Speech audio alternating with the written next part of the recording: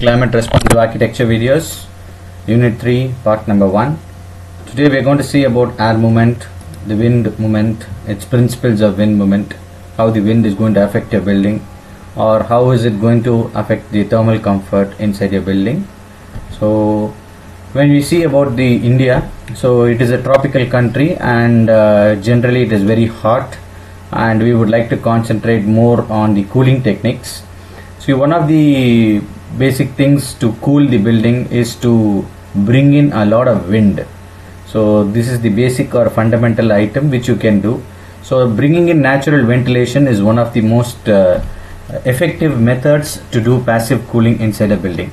So if you see, a three-tier approach is there for a cooling the building, so as a sustainable feature. So when you see the three-tier approach, so the first tier is the heat avoidance, which you can do it by means of your the material itself, or by means of shading techniques, by means of your geometry, by means of your color, by means of your surface, etc. So that's your first techniques. The second technique is the passive cooling, which is done by means of your fenestrations. The fenestrations are nothing but the openings in the building, which is providing you daylight and ventilation and also heat gain. So very effectively you must know how to use a fenestration the building, inside the building, or how the fenestrations are used in the building, and know how to use the fenestrations in a better windward side, etc., to provide passive cooling technique. The third approach is the mechanical cooling. Okay, so if the natural cooling is not sufficient, then we actually can go for the mechanical cooling. So we generally take this as 70%. So 70% can be achieved by means of heat avoidance. Okay, you can achieve thermal comfort of 70% can be achieved by means of heat avoidance. So maybe by 20% you can get passive cooling. So by 20% you can actually get passive cooling, and another 10%, so you can use mechanical cooling maybe today, because we are adapted to the mechanical cooling. So let's see all the fundamental things here in this chapter. The technical things we can see later in the next chapter, etc. So the first thing is, we generally know about the globe. So the globe has got the equator, it's got the Arctic Circle, Antarctic Circle, etc. So it is revolving and rotating. So because of the revolution and the rotation, and also due to the evaporation, etc., there is going to be a lot of dry air which is going to be raised up because of the evaporation, and there is also going to be a few moist air which is also going to rise, and dry air which is going to sink. Okay, so this phenomena is going to take place naturally, okay, and towards the equator. Okay, so all these winds are going to come towards the equator, so the countries nearby the equator can have a more windy portion, etc. So all these are the natural phenomena which is taking place. So you can understand how the trade winds are taking place because of the natural phenomena of the globe. So why do we require ventilation? So what is happening? Because we require ventilation. Of course, without ventilation we cannot live. So either it is a natural ventilation or an artificial ventilation. The first aspect is the fundamental aspect is the ventilation provides us fresh air. The fresh air is provided to us, which is giving us the health, etc., and it removes bad odors. It is more essential for heating and cooling. So this is the three components, or the three characteristics for which we require ventilation. So the ventilation, or the air movement, or the wind movement, is achieved inside the building due to wind pressure, stack effect, combustion, and ventilation. So the wind pressure is by means of the fenestrations or the openings, etc. The stack effect, again by means of your openings from the sides and also from the openings on the top, etc. So the stack effect, it tries to travel around on top. And combustion and ventilation by means of mechanical ways and also by means of natural means, etc. So these three are the main ways or the methods by which the air movement can be achieved inside the building. So we generally know the wind is measured by an instrument called as the anemometer. So we generally have the cup anemometer, which is the oldest method to measure. Now we have the new one, which is the propeller anemometer, which is kept on top, and we also have an instrument, again an anemometer. It's a data logger anemometer, which logs the data for about 1 hour, 2 hour, etc., even for 1 day, etc. So it's got a data logger which you can log the data. The data is logged and you can store the data. So what if you see wind, the wind is in all the directions. The wind is characterized by the directions such as north, northeast, east, southeast, etc. The wind never has a predominant direction, but whereas if you see some kind of monsoon season, it's got a predominant direction like southwest monsoon, and we have northeast monsoon, etc. So the wind directions are generally unpredictable, which may be due to the hindrance of effects of valleys, built forms, etc. So the wind is having a predominant direction, but it is little unpredictable because of your placement of the buildings, or even the height restrictions of the buildings, or even your landforms, etc.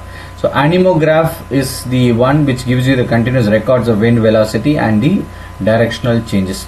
So if you want, you can see a website called as windy.com. So you can see a website called as windy.com. So I'm just mentioning it here, windy.com. So that website will clearly give you what is the wind direction now, okay, how the wind direction is going on in each and every location. So that is a very important website which you can go through. We have another website called as windfinder.com, which also gives you the data of the wind direction all around the world. So you can put your location and find out how is the wind direction all around the world. So the next thing is the fundamental items of winds, how winds are created. The winds are created because of the turbulence effect. So roughness creates a mechanical turbulence, while the surface heating creates a thermal turbulence in the airflow. So the wind is caused by 2 or 3 methods. One is by means of the roughness of the surface. So if there are a lot of rough surfaces like trees, etc., shrubs, etc., it tries to induce the wind and creates a turbulence effect and gives you a turbulence effect. The next thing is again the effect of the land and sea. So if you have the sea and then if you have the land, etc., so the evaporation goes up, and because of the evaporation then there is a kind of air circulation, etc. So that also gives you an effect of the wind, and that also creates wind. And we have turbulence, of course, because of the land forms. So when you have land forms high and low, so it creates a positive pressure and a negative pressure, that is actually creating a eddy effect and a windy effect. So that is going to give you a wind characteristics, which is responsible for the wind direction and also responsible for the wind velocity. So if you see, next part is when you come to buildings. So we have seen the natural forms of wind. So when you come to buildings, of course the wind moves in certain direction according to the build form. So if you see, if it's a very square shaped building, okay, so if you have sharp edges, so the wind is getting deflected away because of the square shape, you can clearly see in this. And if you have a conical or a circular shaped building, the wind is slowly going smoothly towards this way. So if you see the phenomenon of water and wind, it's almost the same. So you can understand, it's called as the fluid mechanics. So the moving of the wind is understood by the water also. So it is also called as the fluid mechanics. So you can understand that. So the effect of the built forms are very important when you do a design of a building as an architect. So the first one is, if you see a square building, the wind moves or deflects away because of the small square. So if you have the diagonal side of the building, though again because of the increase in the length, so it is actually deflecting away more. So if you have a rectangular building, again the wind tries to deflect away. So when you have a windward side, you must know how to plan things and how to have fenestrations or openings accordingly, so that you get more wind inside the building. So that's very important. And also there is a flow pattern in terms of section, or the height of the building is also affecting. So if you have very larger height, again the wind movement tries to sway away or tries to go above the building, and it tries to create a negative pressure here, and the wind movement or the velocity becomes very lesser due to the height of the building. So when you have an urban setup, so when you have large structures, when you have tall buildings, so you must understand what is the flow of the wind pattern and design accordingly. So understanding the wind, again the built forms, if it's a single building, so you understand it's a section, there is a positive pressure. So we imagine this is a windward side and this is the leeward side. So the wind travels above like that if there is no opening here. If there is opening, it will travel like this. Again, if you see as the plan, so it tries to travel around the building like this. So there is a lot of pressure a little bit here, and the pressure tries to travel like this, and there is a lot of negative pressure here. The wind effect is little lesser here. And due to the forms, so if you have a vaulted roof, so the wind tries to just go away, sweep away like that. and if you have a gabled roof, it tries to sweep away more, and if you have a little bit of flat roof, again it tries to sweep away like this. So you have a certain examples of Indonesia. So again, if you see some houses in warm humid zones, so warm humid zones are zones which are near the sea. So if you have warm humid zones, again they must have lifted the house, or they must have elevated the house about 1 meter, etc., which actually brings in a lot of wind below the house, so which tries to cool the building below the house also. So that is one thing, or one technique which they use in warm humid zones, because it's already humid, so they have to induce the wind and also bring in a lot of wind movement inside the building. So that is one thing. So they have smaller windows, they have more shading, etc. Again, this is another typical example of an Indonesian house. So you have large batons here, so it's actually maybe used like a cow shed or something like that, and then the wind tries to move here. Okay, so it's already shaded. So now the modern example, or the contemporary example, is the use of apartments. So the apartments are generally having stilt floors, as you know, like today's modern apartments. So these stilt floors are also having a lot of projection. Okay, so it is used for the car parking anyway, so it's all open. So because of this, the wind movement is also better because of this. So the build forms also are very responsible for the movement of the wind. So if you see the build forms, we have continuous buildings. Earlier we saw just a single building. So if you have continuous buildings, so if you have an urban setup or a commercial setup or a row of buildings, etc. So what happens is the wind travels here and then it tries to slow down here. Again, if there is a lot of gap, then it tries to go up like that. So there is a good amount of rhythmic way of wind which travels if the buildings are set apart. So buildings are very nearby, then there is something like a suction effect which tries to suck the wind, but still because of the pressure which is very low, it is not trying to suck. Okay, so that is happening because of very close buildings. That is a problem in the close buildings. The wind tries to deviate away and go on top. So you must know how the technique can be adopted to bring in the wind inside this area. So try to provide some kind of porous buildings which is opening here and opening here, etc. So that is one thing which you can do.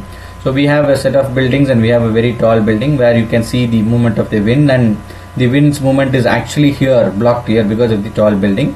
Again, it tries to create a eddy effect, or we call it as the leeward side of the building. So if you have staggered buildings like this, so you have typically, like you have seen apartments or typical apartments which can be just slanted in this portion. So this portion of the building is totally not going to have any type of wind direction or any type of wind things. So if it's little more straight apart, the wind can move around like this and go. So that is also a thing. So it says staggered building arrangement result in reduced wind shadows. So the wind shadow is actually reduced because of the staggered buildings. So another typical example of built forms, so you can just go through this. It is there in the book called Sun, Wind and Light, Architectural Design Strategies. It is available as a PDF in your website. So this again, if you have certainly you have the wind is from this direction, so this is called as the windward side, and this is the leeward side. So you have these directions here. So because of the slant and because of this tilt in 45 degrees, because of its perpendicular or parallel, and because of the roof forms and shapes, etc., and because of your built form, okay, the head shaped plan or the C shaped plan, what is going to happen because of the wind effects. Okay, so this you can understand. It's a clear picture which tells you like how the wind movement is going to happen due to the form of the building. Technically understanding, you must understand the gradient chart of wind movement. So if you understand the wind movement is generally very high if you are more than 200 or 300 meters above. Okay, generally if it's 0 to 10 meters or 20 meters, the wind velocity is little lesser. So generally we measure the velocity in meters per second.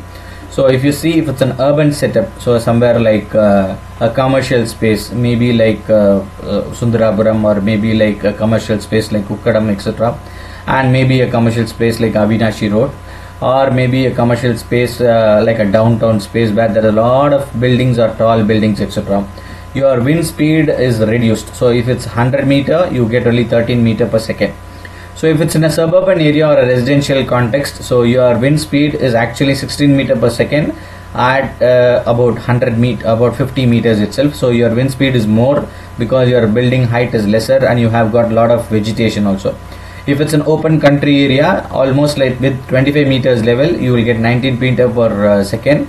There's a larger wind speed. Okay, so if it's an open country, there is a lot of wind speed because of your vegetation and because of your turbulence effect, which we saw earlier. So because of your gradual valley increase, etc., so the wind speed is increasing. So this is a very important technical item to be remembered. It's called as the gradient chart of wind movement. So generally what happens, the wind is measured by means of certain units. So we generally measure it as meters per second, so 1 meter per second, which is also equal to Beaufort, one Beaufort. And if it's knots, so generally if you go in a ship, we measure it with the knots, and we also measure it with also kilometers per hour and miles per hour. So these are the conversion factors of the wind speed. Okay, so this is taken from a website called as windfinder.com. So if it's 1 knot, it's called as the calm wind. So its effect on a sea is something like a mirror. It rises vertically in land.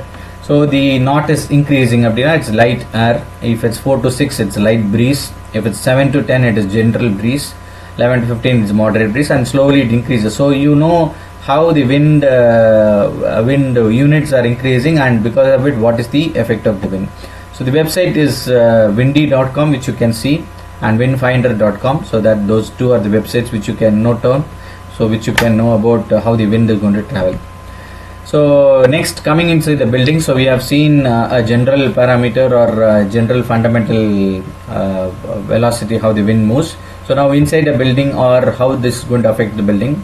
So we have two sides, one is called as the windward side and one is called as the leeward side. The side from which the wind is going to come or the wind is going to flow is called as the windward side, and the opposite side is called as the leeward side.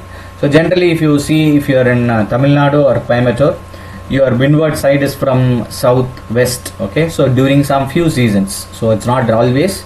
So during few seasons, like maybe we start from April, May, June, July, August and September until October, maybe October 15th. So your windward side is almost from April to October 15th. So almost like 6 to 7 months the wind is from this side. So this is called as the windward side, which will create a positive pressure, and this is called as the leeward side, which will create a negative pressure. So if you have a single opening, so what happens is the wind tries to go inside, but there is no other opening on outside, so there is no negative pressure. So the wind never tries to move, but it goes slowly, goes inside and comes back here. It says cross ventilation requires an outlet as well as an inlet. So that's very important when you do a ventilation principle. That's a very important thing when you have to do a cross ventilation. So wind movement and effects. So when you have two openings, that's if you have two openings on the windward side and the leeward side.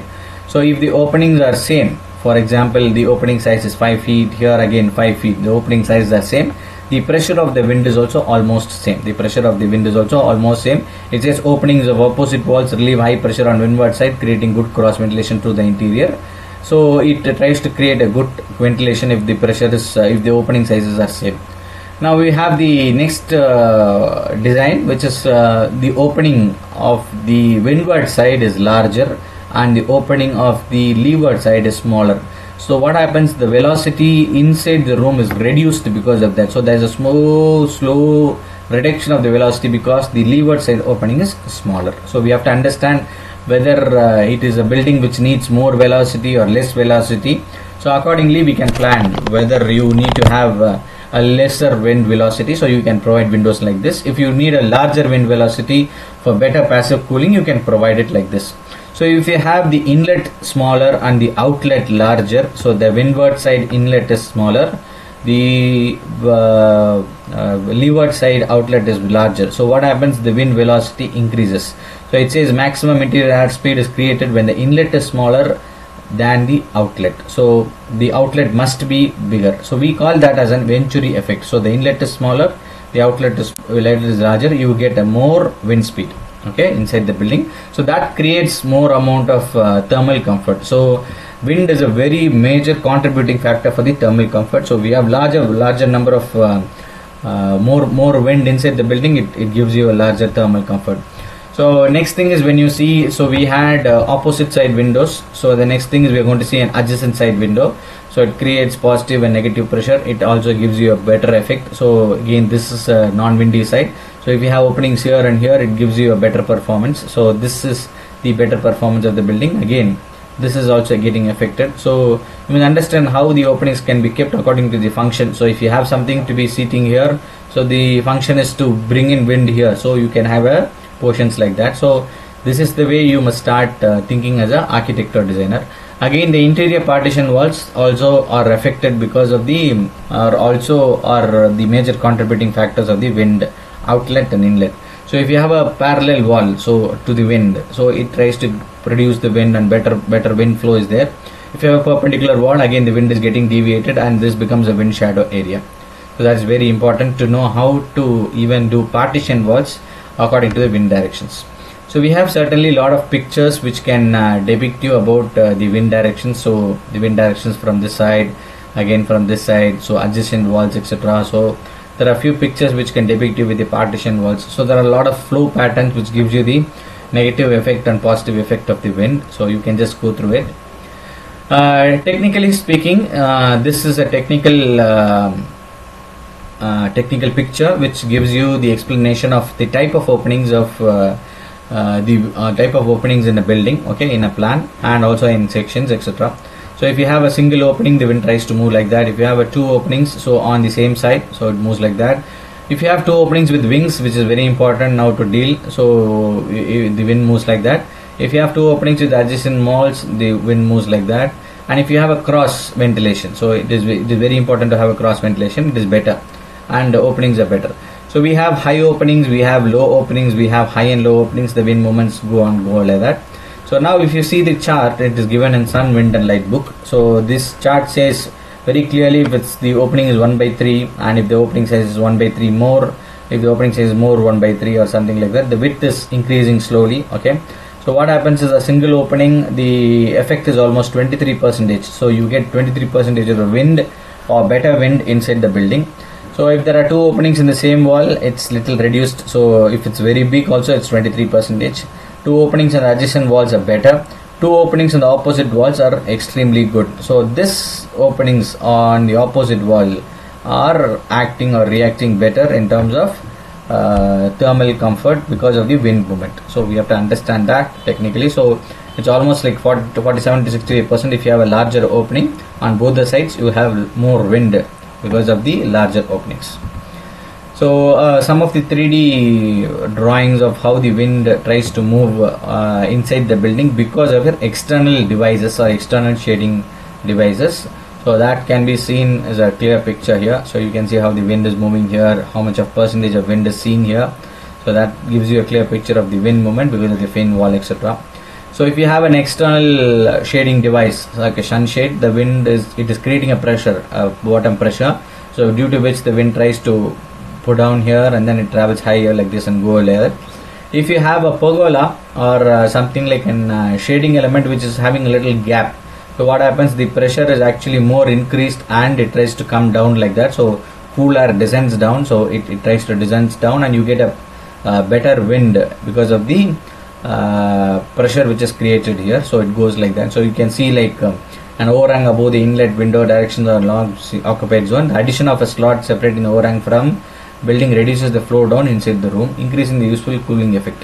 So that is also important. So you have high and low openings, you have middle opening, you have lower opening here, and we have again low and high openings here, which can give you a variable effect of the wind.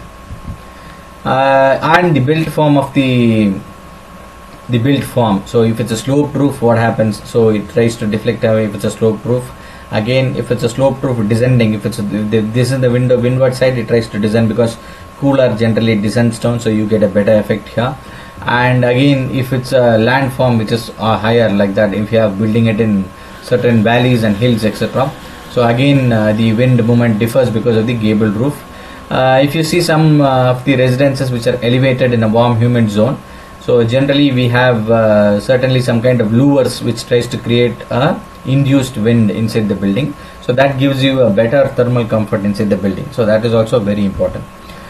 So next thing is effects due to trees, shrubs and deflectors. So trees are very important. So placing a tree near the windward side accordingly is going to give you the effect of the wind inside the building. So if you place a shrub, it tries to push the wind more, and if you try to keep a tree, okay, it's a small tree which is very near to the building, so it tries to push it with your pressure. If you try to have a tree little bit away from your building, it tries to push the wind away because it's a gabled roof again. So you have to understand how to place a tree also. So that is also very important, how the window is lifted to and wire pass trim upward by revealing downward pressure, etc.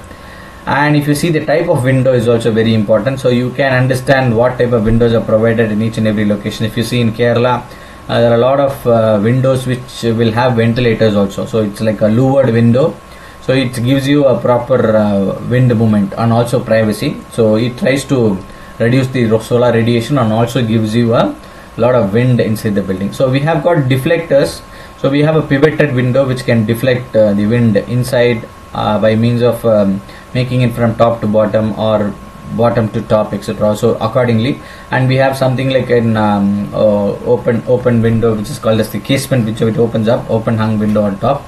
So that also creates a better effect of the wind flow direction. The most important thing now we have come, it's called as the wing wall. We also call it as the fins or the fin wall, etc. So this is a very important thing which you must understand, how the wind can be induced inside the building or wind can be brought inside the building by means of just creating a small projection outside your building. So that is very important. So if you see this picture, it says these are the best strategies, good strategies, poor and poor strategies. So we have to watch very carefully. So it says aperture on the same wall. Aperture is nothing but a just a projection. Okay, so if you have one wall with two openings, so there's no other openings on the other side, but imagine that there's a wind speed which is coming from southern direction or maybe from western direction, southwest direction. So you get wind from here. So if you just have a wing wall, the positive pressure is created here, the negative pressure is created here, which gives you a very good wind direction here. So we have to understand it very technically when you stand inside. So the window, one of the windows will have the aperture on the left side, the other window will have the aperture on the right side. So that will create you a positive and negative pressure. So the same thing, if there is a very less width, so you can create it by just having one fin. But if the fin is made wrong, so for example, if you understand the same fin, if it's provided on this side and this side, so you can understand here in this picture, on the same wall, the fin is provided on a wrong direction or the wrong manner, so that will not create a wind direction properly. So what happens is, when you're standing inside, if one of the windows having it on the right side, one of the windows having it on the left side, so what happens is it will create a wrong wind direction. So you have to be very important in even giving you the or keeping the winds. Okay, here again what happens is, here again it's on the same side, so it never creates a wind direction inside the building, it will just deviate away. Okay, so that's poor. So if you have the next one, the aperture on adjacent walls, so it means your opening is on one of the x-axis and one of the y-axis of the building. So in the plan, if you see, it's opening on somewhere in the western side. Okay, here the opening is on the southern side. So if you stand inside the room, just imagine if you turn this side, so your fin is on the right side, that is your window's right side. Again, if you imagine, if you turn like this, the fin is on the right side. So it has to be on the same side if it is on the adjacent side of the building, whereas we saw it vice versa on the top if it's on the same wall. Okay, if it's on the adjacent wall, it must be on the aperture must be on the same side of the building. So it's now when you stand inside, this is on the right side. When you stand inside and watch this side, this is on the right side. So the wind tries to move, try like that and go like this. So this creates a positive pressure and this creates a negative pressure. The same thing is applicable here, but here it's vice versa, so it is not getting applied, because when you stand inside, this is on the right side, when you stand inside, this is on the left side, so it's on the opposite direction, so the wind pressure is very low. So that is the understanding of it. So the wing walls are very important. You can see like the effects of wing walls are better. Okay, if you have a little bit lesser wind direction, you can try to have wing walls to make or to bring in a lot of wind. So again, the wing walls are also having little bit of technical aspects. So your wing wall, if the width of the window is W and the projection is P, So this wing wall must be at least 4 times P. So it's almost like if it's 2 feet, 4 into 2 is 8 feet. So you have to have an 8 feet of opening so that the wind can move around like that. So these are the recommended wing wall dimensions. So nowadays we use an casement window.